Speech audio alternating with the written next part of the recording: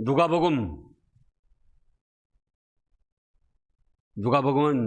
이름 그대로 누가 사도가 기록을 했습니다. 하나님께서 우리 인생들에게 필요한 말씀을 사도들에 따라서 계시해 주셔가지고 그 사도들이 성경으로 기록해서 오늘날에까지 전해지고 있습니다. 이렇게 성경 말씀을 기록하여 우리에게 주시는 뜻은 무엇인가? 오늘 4절에 보면은 말씀을 하셨습니다.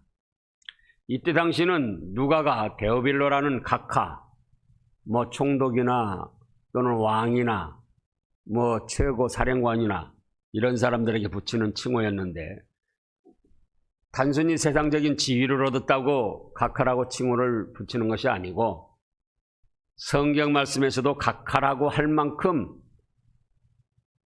성품이 뛰어난 좋은 사람이었습니다. 그래서 이 누가가 누가복음을 기록을 해서 데오빌로 각하에게 보냈고 또 사도행전을 기록해서 보냈는데, 4절에 보면은 이미 알고 있는 바를 더 확실하게 하려고 이 말씀을 기록했다, 이렇게 증거하고 있습니다. 사실 마태복음, 마가복음, 누가복음, 요한복음이 다 비슷합니다. 비슷한 내용들을 뭐들라고 이렇게 내 성경에 기록을 했을까? 바로 이런 뜻이에요. 첫째는 모르던 것을 알게 하려고, 두 번째는 알고 있는 바를 더 확실하게 알게 하려고, 세 번째는 알고 있는 바를 순종케 하려고, 네 번째는 순종하는 것을 100% 순종, 다섯 번째는 항상 순종케 하려고 하나님의 말씀을 중복해서 반복해서 거듭거듭 내려주시는 겁니다. 근데 오늘날 이 사회적 문명이 빨리빨리 발달하고 바뀌어지면서 이 성경 말씀에 대해서도 자꾸 새로운 걸 요구합니다. 새로운 성경 말씀, 또 새로운 깨달음, 새로운 어떤 해석. 그러나 이것은 아주 위험하고 잘못된 것입니다. 성경 말씀은 지금 4가지, 5가지, 이걸 확실히 해야지 돼요. 모르던 것을 알게 하려고, 그 다음에요, 알고 있는 것을 더 확실히 알게 하려고, 그 다음에요, 알고 있는 걸 순종해야지. 안다, 나도 안다. 대부분이 거기서 멈춰. 나도 안다, 저 소리 또 안다, 저 말 또 안다, 또 한다.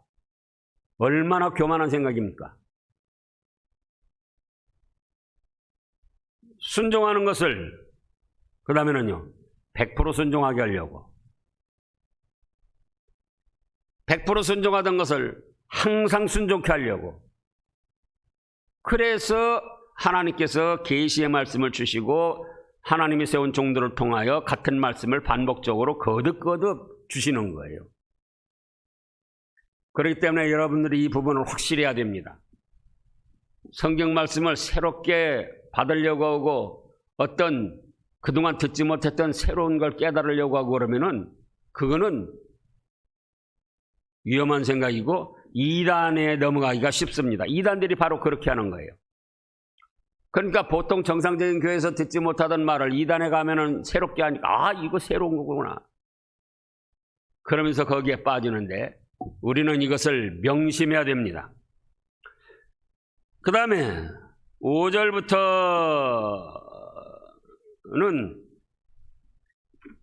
요한의 부모에 대해서 말씀을 하셨어요.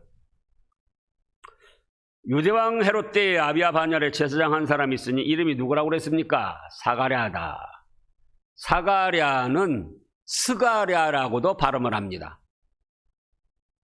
그래서 사가랴나 스가랴나 다 같은 이름입니다. 그 아내는 아론의 자손인데 이름은 엘리사벳이라고 그랬어요.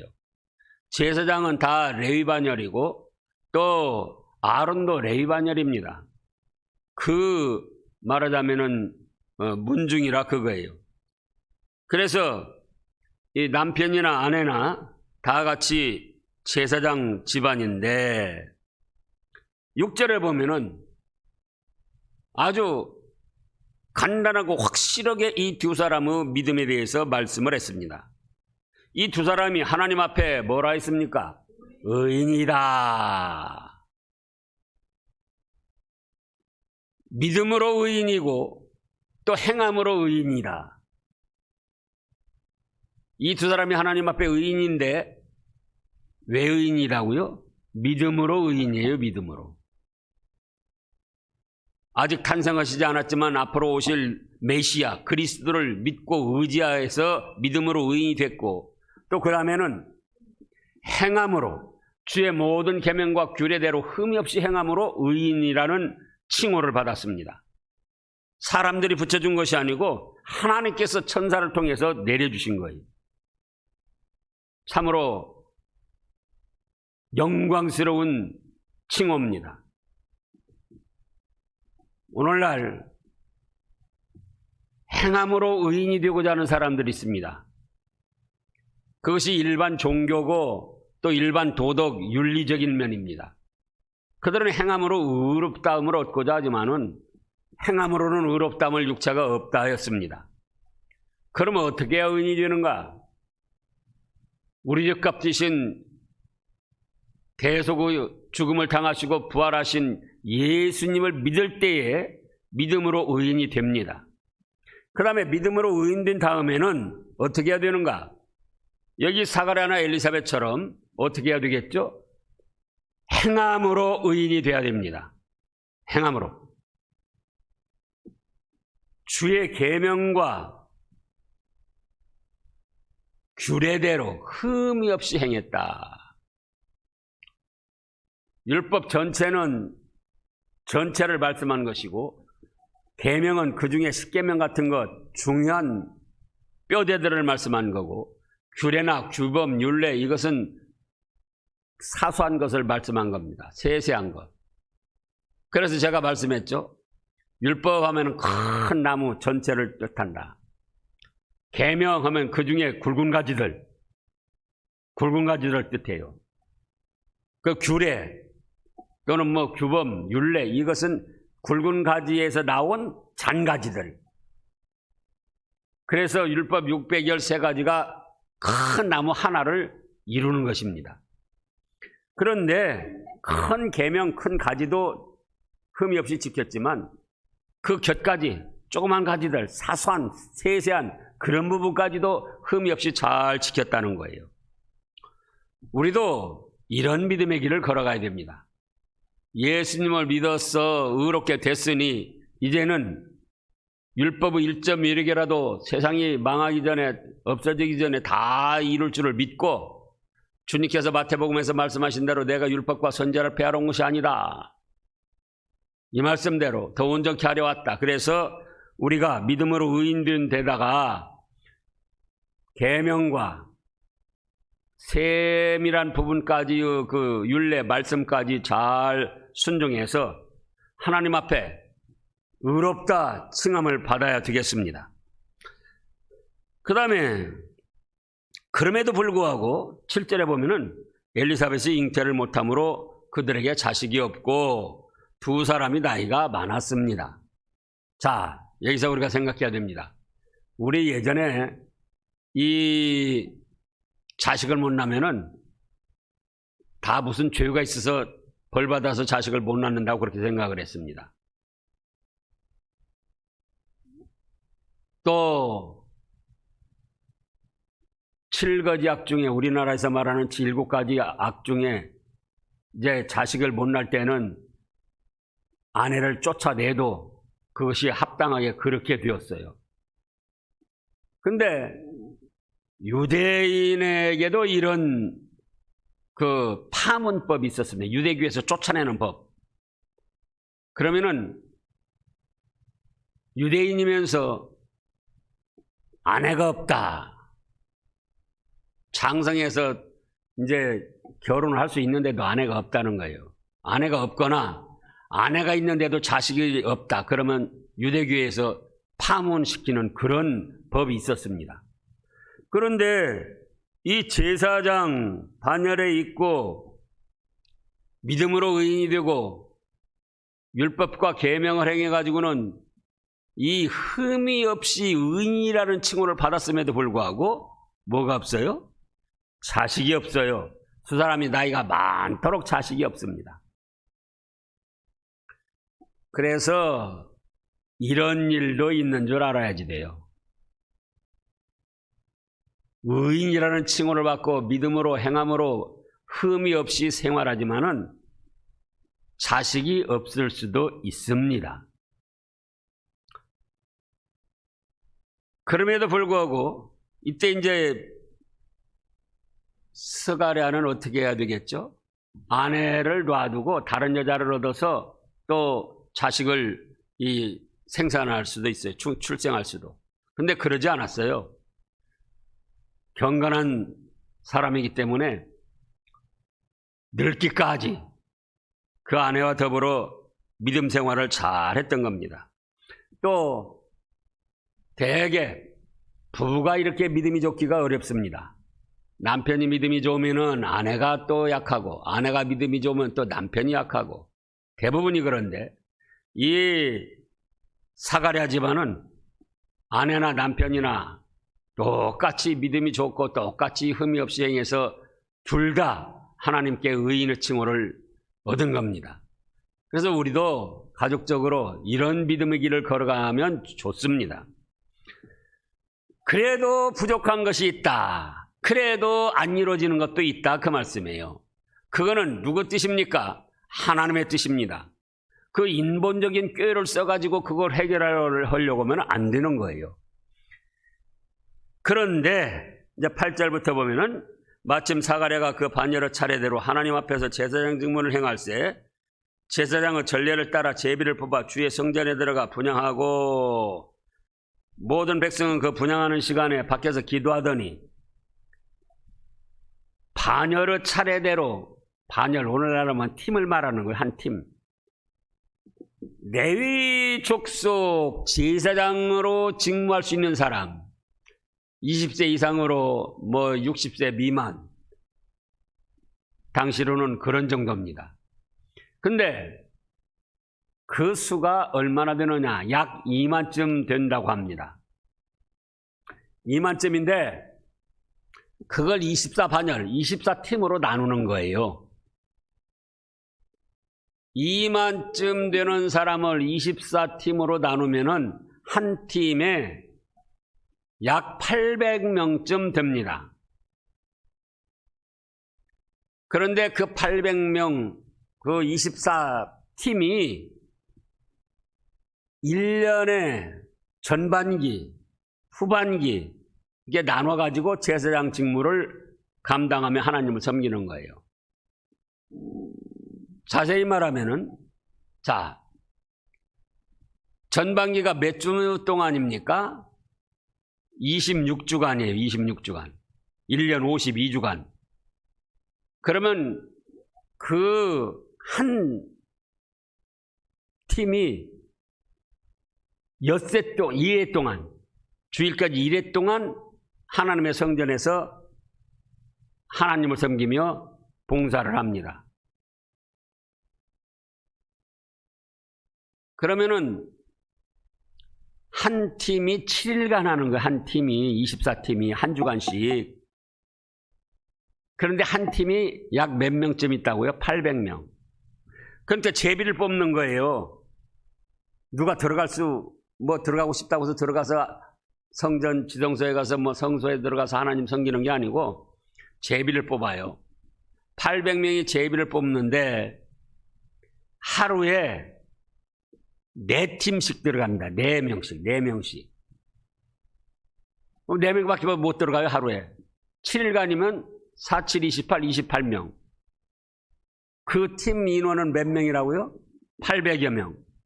800여 명 중에서 매일 4명씩을 뽑아가지고 7일간 제사로 하나님을 섬기는 거예요. 그러니까 한 번 뽑힌 사람은 다시 들어갈 수가 없고, 이제 제비 뽑는데 이때 당시는 하나님의 뜻에 합당한 사람이 뽑히도록 그렇게 하나님이 하셨죠. 그래가지고 1년에 한 팀에서 결국은 28명씩 전반기, 후반기 28명. 그러니까 56명밖에 1년에 봉사를 못하는 거예요. 제사장 직무를 감당하고 그 외에는 못하는 거예요. 그래서 제사장 반열 레위족 속에 있지만은 평생 한 번도 제사 드리는데 쓰임받지 못하는 그런 제사장도 있었다는 거예요. 그래서 이 제사장으로 뽑혀서 하나님께 제사 드리는 직무를 감당하는 것은 축복이고 영광스러운 일이었습니다. 오늘날 우리가 이제 다 같이 하나님 앞에 제사장으로서 예배에 참여하게 되는데, 이 예배에 참여한다는 자체가 구약시대에는 보통 사람은 참여도 못하고 바깥에, 지금 여기 바깥에서 기도만 하고 있었다고 그랬잖아요. 10절에 보면 백성들은 성전 안에 들어가지도 못하고 밖에서 기도만 하는 거예요. 제사장들이 제사 드리고 예물 드리고 기도 드릴 때에 밖에서 그냥 기도만 드리는 거예요. 그런데 그 제사장 중에서도 평생 동안 한 번도 제사 직무에 쓰임받지 못하는 그런 경우도 있는데, 이제 우리는 오늘날 매주 나와서 하나님께 제사 예배를 드리게 됐으니 이것이 얼마나 영광스럽고 축복된 것인가를 알고, 오전에 뭐라고 그랬죠? 자원해서 자기 스스로 분발하고 자기 스스로 기뻐하고 즐거워하며 하나님께 찬양과 경배를 드려야 됩니다.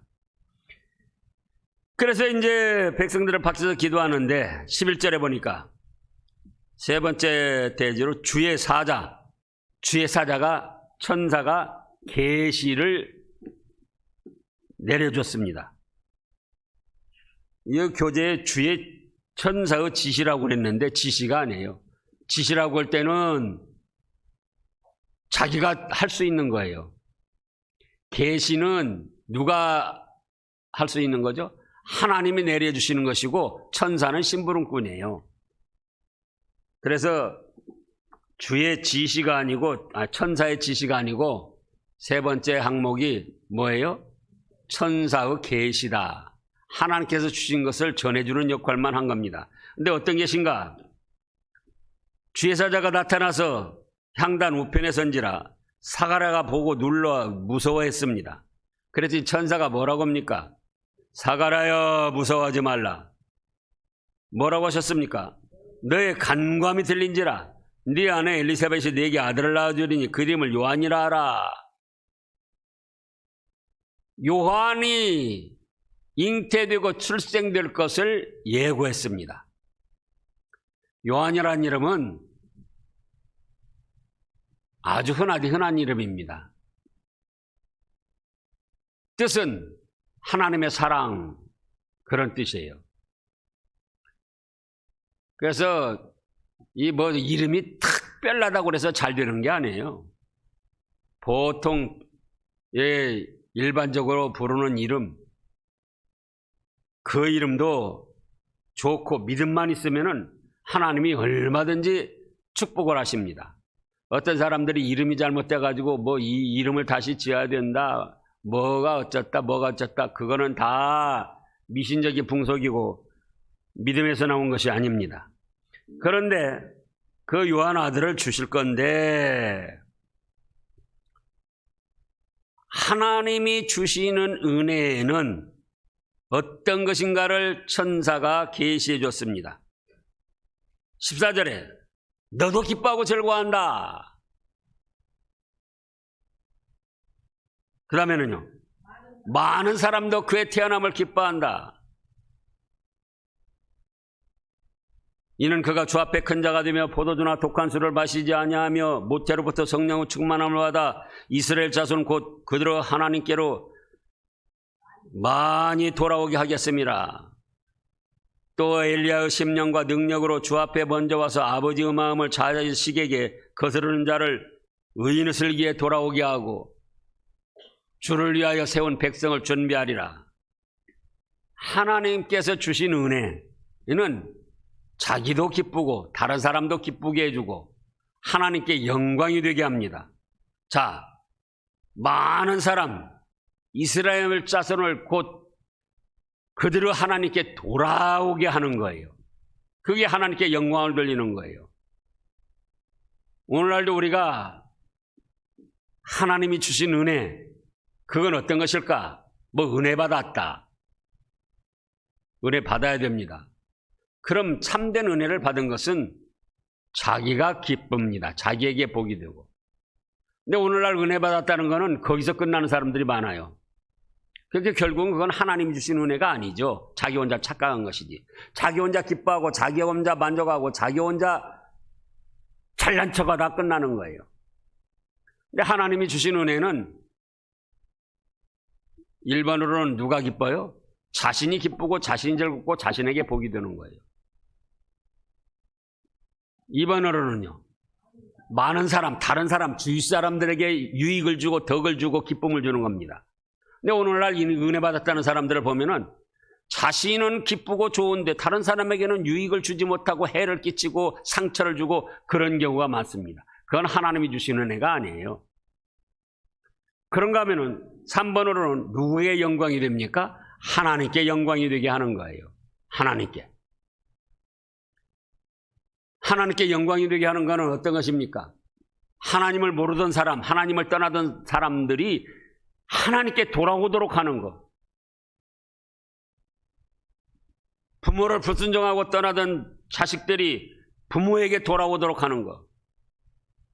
천륜과 인륜에 대해서 바로 할 수 있게 하는 그것이 바로 하나님께 영광이 되게 하는 겁니다. 또 그것이 성령의 충만함을 받은 것이 되고 또 포도주나 독한 술, 여기 담배는 안 나왔지만 담배까지, 마약까지 성경에서 말씀하실 때 세밀하게 말씀하실 경우도 있고 오전의 말씀처럼 대표적으로 한 가지를 말씀해서 거기에 다 포함하고 묶는 것이 있습니다.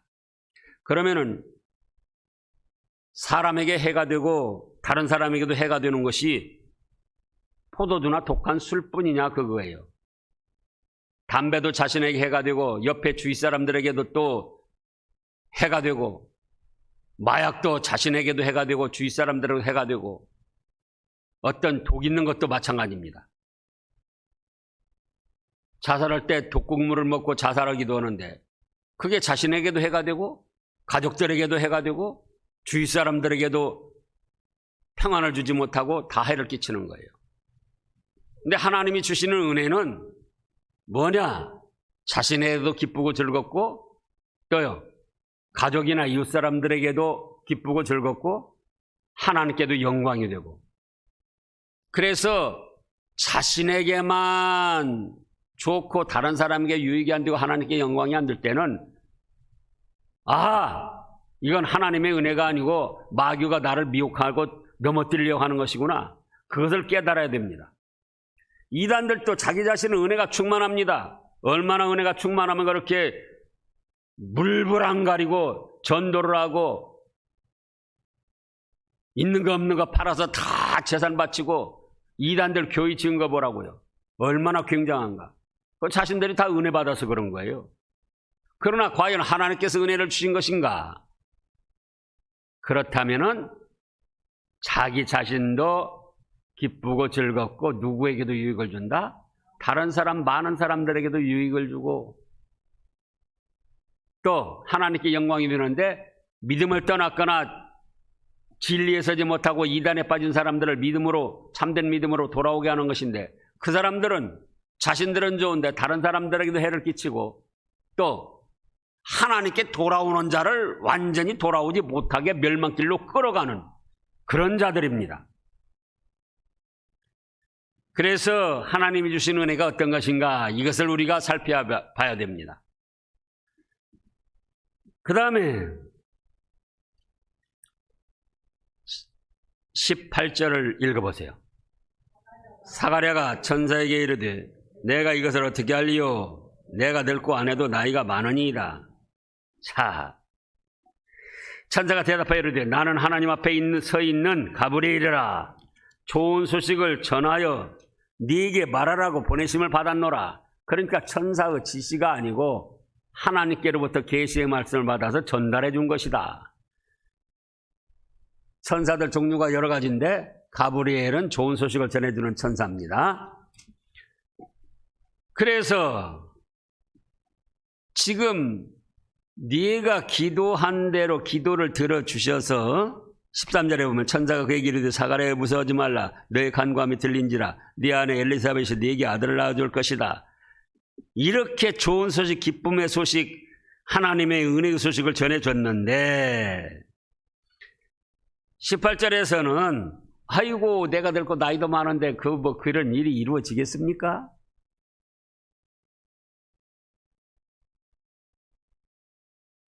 사가랴 엘리사벳이 하나님의 나라를 위해서 기도를 했지만 또 무엇도 기도했겠습니까? 아들을 주시라고, 자식을 주시라고도 기도를 했어요. 그러니까 지금 13절에 너의 간구함이 들린지라 아내에게 아들을 낳게 해줄 거다 그러신 거예요. 젊었을 때부터 자식이 없어가지고 기도했는데 나이 많아 늙을 때까지 자식을 주시지 않았어요. 그래도 또 낙심하지 아니하고 인간적인 방법 처벌했거나 그렇게 하지 아니하고 하나님께 기도를 드렸어요. 그래서 이제 그 기도 간구를 들어주셔가지고 아들을 주신다고 하는데 믿음으로 의롭고 모든 계명과 규례대로 흠이 없이 행하던 의인이 뭐라고 합니까? 내가 늙고 아내도 나이 많습니다. 부정하는 말을 하는 거예요. 부정하는 말. 13절에 보니까 기도를 했는데요, 안 했는데요? 기도를 했으면서도 막상 기도한 것이 이루어지겠다고 하는데 사가랴가 부정을 하는 거예요. 아이고 나도 나이 많고 내 아내도 늙었습니다. 이것이 문제입니다. 그 다음에 이제 마리아에게도 보면은 하나님의 능치 못할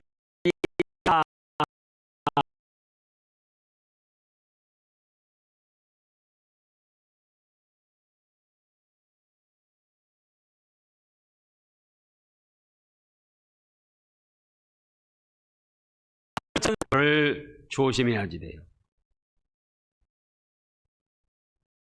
전지전능하신 하나님, 인간적으로 과학적으로 인체 생리학적으로 불가능해도 하나님의 말씀은, 자, 백부장의 믿음, 나병 환자의 믿음 뭐였습니까? 원하는 대로 되어집니다. 원하시기만 하시옵소서. 나병 환자는 그랬고요. 백부장은 뭐라고 그랬죠? 말씀만 하시옵소서.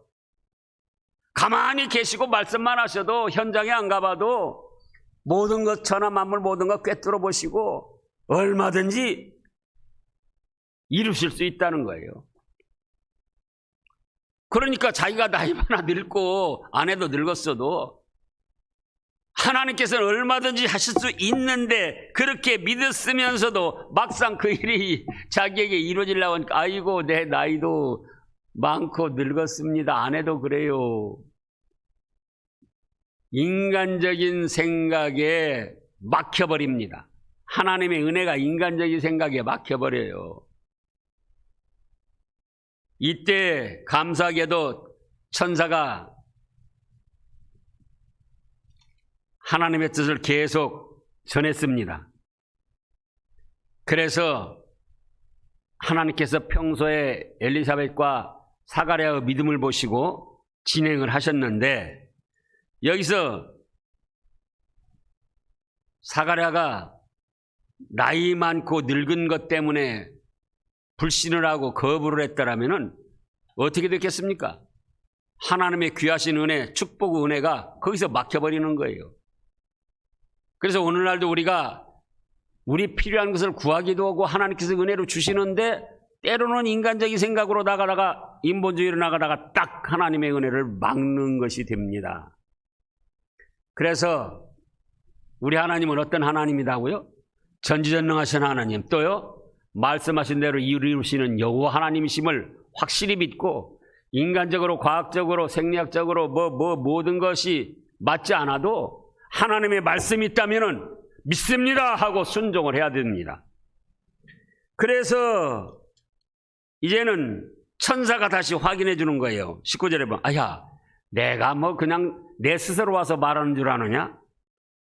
천사가 대답하되, 나는 하나님 앞에 서 있는 가브리엘 천사인데, 이 좋은 소식을 너한테 전해주라고 하나님이 말씀하셔서 내가 지금 그렇게 보내심을 받고 전해주는 거야. 20절에 보라, 이 일이 되는 날까지 네가 말 못하는 자가 되어 능히 말을 못하리니 이는 네가 내 말을 믿지 아니함이거니와 때가 이르면 내 말이 이루어지리라 하더라. 보세요. 그래서 벙어리가 되게 했어요. 이루어질 때까지. 백성들이 사가를 기다리며 그가 성전 안에서 지체함을 이상히 여기더라. 그가 나와서 그들에게 말을 못하니 백성들이 그가 성전 안에서 환상을 본 줄 알았더라. 그가 몸짓으로 뜻을 표시하며 그냥 말 못하는 대로 있더니 그 직무날이 다 되매 집으로 돌아가니라. 그래서 의인이라 칭함을 받고 믿음으로 율법으로 행함으로 흠이 없는 사가랴였지만, 자기 인간적인 불완전한 약점, 늙고 나이가 들었다는 그것 때문에 자기에게 베풀어 주신 하나님의 은혜를 불신하기도 했다, 그거예요. 우리는 그러면 안 된다, 그 말씀이에요. 아무리 과학적으로 안 맞고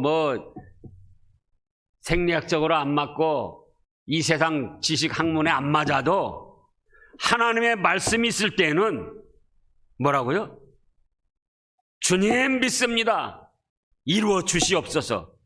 그리고 순응을 해야지 돼요. 순하게 응해 나가야 된다, 그겁니다. 그런데 이제 여기서 또 한 가지 우리가 살필 것이, 그 다음에 24절에 보면, 이후에 그의 아내 엘리사벳이 잉태하고 5달 동안 숨어 있으며 이르되. 왜 숨어 있습니까? 할머니가 지금 여기 7절에서도 엘리사벳이 잉태하를 못함으로 그들에게 자식이 없고 두 사람은 나이가 많더라. 18절에서도 내가 늙고 아내도 나이가 많으니이다. 그런데 할머니가 임신을 했어요. 그러니까 부끄러운 거예요. 그래가지고 5달 동안 숨어 있었습니다.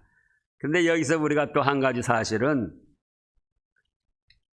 나이 많고 늙었어도 그러면 동침을 하니까 잉태가 된 것입니까? 동침 안 하는데 잉태가 된 것입니까? 동침을 했기 때문에 잉태가 된 거예요. 나이 많아 늙었어도 부부간의 동침은 하나님이 축복해 주신다, 이것을 알아야 됩니다. 부부 외의 동침은 다 죄악이고 더러운 것이고 형벌을 받을 것이지만, 부부의 동침은 나이가 들었다 할지라도 하나님께서 축복해 주십니다. 기도하겠습니다.